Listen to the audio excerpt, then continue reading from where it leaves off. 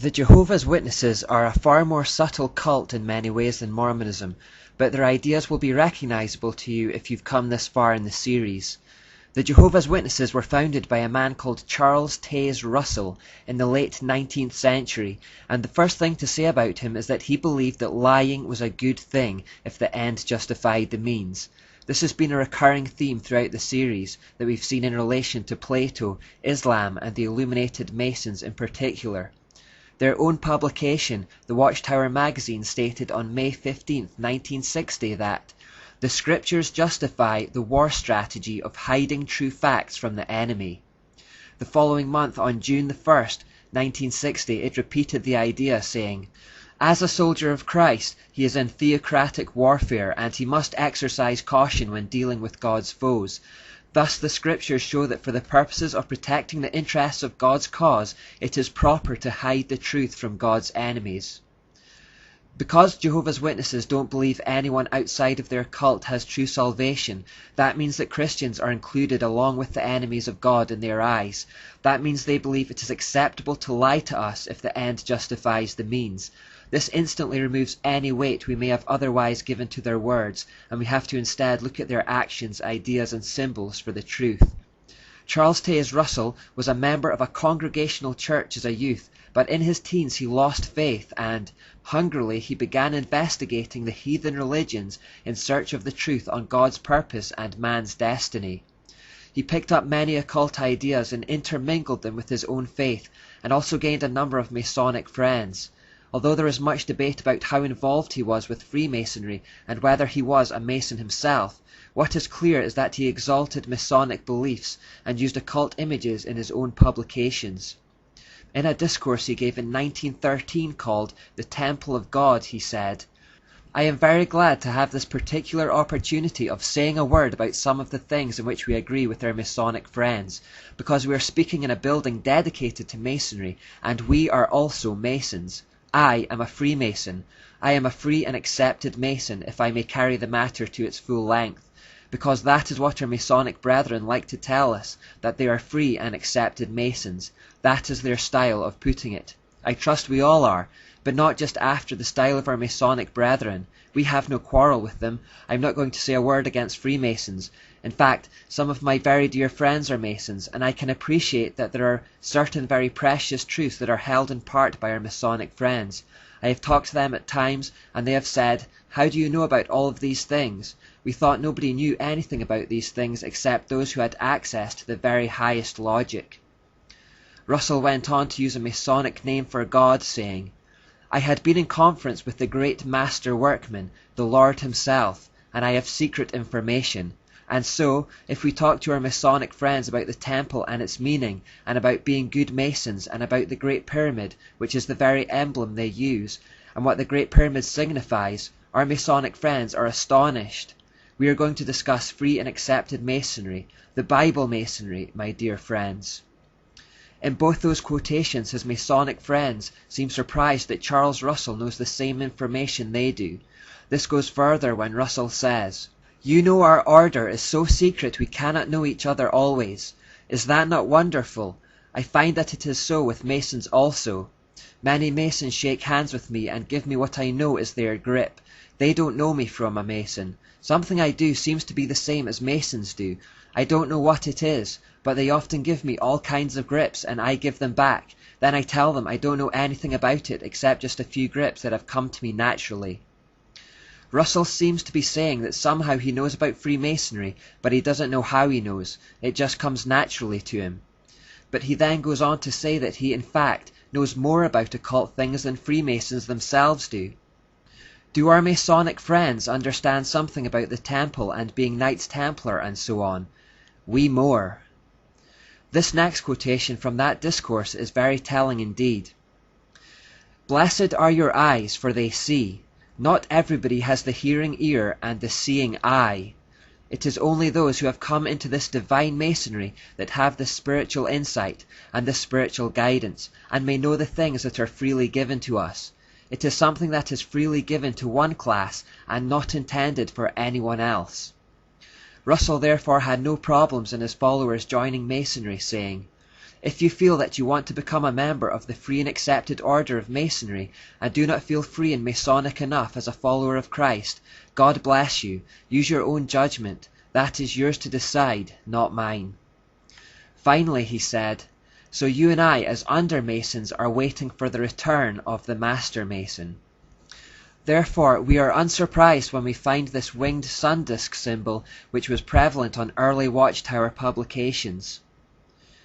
Here we also see it on their Kingdom Hall in Queens, New York. I'm led to believe that this too has recently been taken down as it was starting to cause too much controversy. Early issues of the Watchtower had this front cover, which has a bit of sun symbolism, although nothing especially incriminating.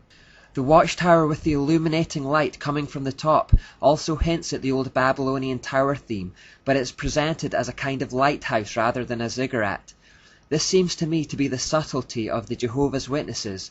It's like Russell was constantly hinting at occult ideas and dancing around them, but disguising them or distancing himself just enough for them to avoid incrimination. Further research will tell you that the other symbols here, particularly the cross and crown, may have deeper meanings, but because they're not connected to anything I've covered so far, I'll bypass them and leave you to do your own investigation there. The whole Jehovah's Witnesses organization are controlled by a governing body of 10 to 15 mature men, who they believe receive direct guidance from the spiritual realm. The governing body then instructs the followers through the pages of the Watchtower publications, and these decrees are enforced by elders within local assemblies. We're basically talking about a power hierarchy here, where those at the top claim spiritual authority to enforce their temporal authority. Jehovah's Witnesses are taught that Scripture alone is insufficient to understand the things of God, and that they need the teachings of the governing body as passed down through the Watchtower to properly understand the Bible. They say, Jehovah God has also provided his visible organization, his faithful and discreet slave, made up of spirit-anointed ones. Unless we are in touch with this channel of communication that God is using, we will not progress along the road to life, no matter how much Bible reading we do. They teach that people are not to think for themselves, but are to rely upon this hierarchy for true knowledge, saying, but a spirit of independent thinking does not prevail in God's organization, and we have sound reasons for confidence in the men taking the lead among us. There are similarities here to the Catholic Church and all the pagan hierarchies, in that they try to keep control by teaching their followers to develop a dependency on the hierarchy for truth, and not to think for themselves.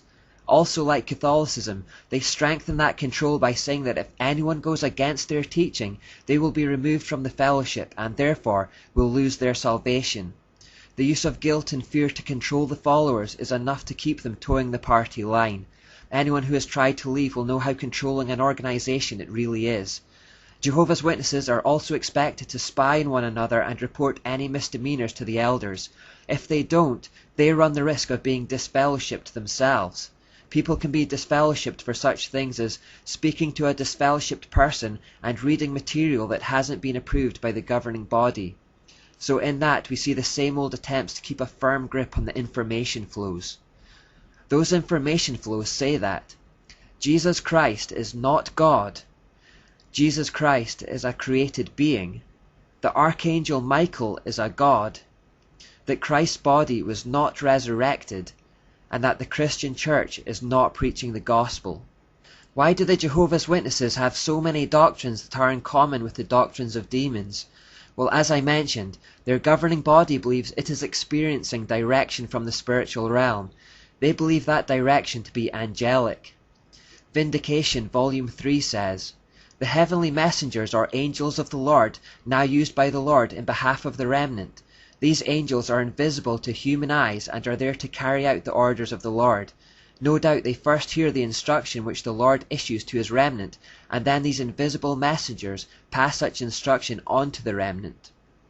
Raymond Franz, an ex-member of the governing body, confirmed in his book, Crisis of Conscience, that they made decisions not on the Bible or by prayer, but by this angelic direction. They claim these angels also direct the writing of the Watchtower magazine. The Lord used the Watchtower to announce these truths. Doubtless he used his invisible deputies to have much to do with it.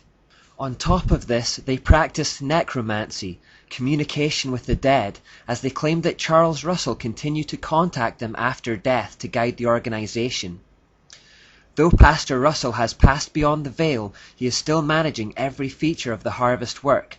We hold that he supervises, by the Lord's arrangement, the work yet to be done.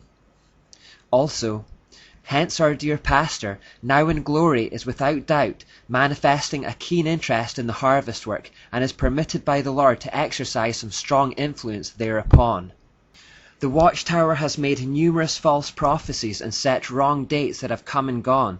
They have mistranslated the Bible, endorsed things like numerology, spiritism, necromancy, astrology, and masonry. Clearly, whatever they are in contact with is not from God. Finally, this is a close-up of the inscription on Charles Taze Russell's grave. You may be surprised to see what kind of shape this grave takes. What is also significant is that there's a building in the background, and if we were to walk down the slope to the foot of the flagpole, we would see this. This is the Greater Pittsburgh Masonic Center. I need to keep repeating that no human beings are our enemies, and that these individual organizations are not our enemies. Keep looking beyond the princes of Tyre to see the King of Tyre. Our enemies are spiritual, not physical.